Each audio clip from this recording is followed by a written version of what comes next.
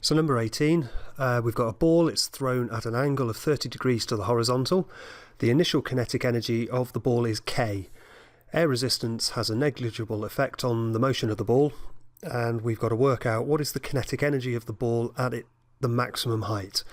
Okay, first of all, we've got to have a look at this. Now, I guess one of the traps is to think, well, it's zero because when you throw something up, it comes to a stop at the top and then comes back down. Now, that's only true if it's going vertically up and down, whereas this isn't, because we've got the parabolic motion.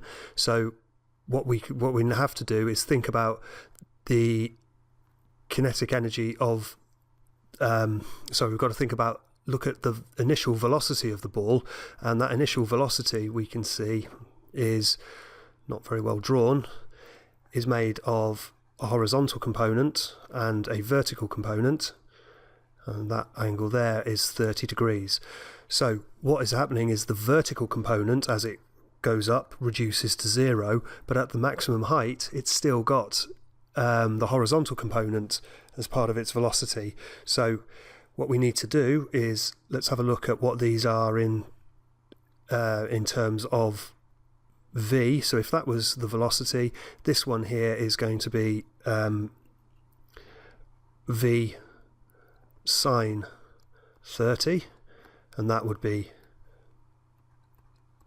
v over 2, and the horizontal component is going to be v cos 30, which is equal to root 3 over 2v.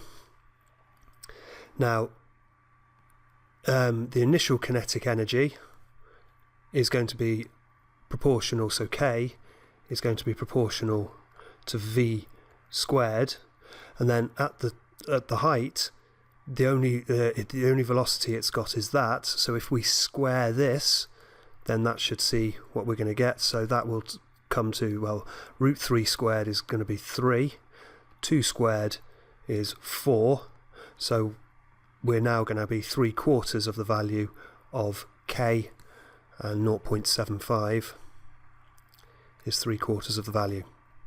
So our answer is C.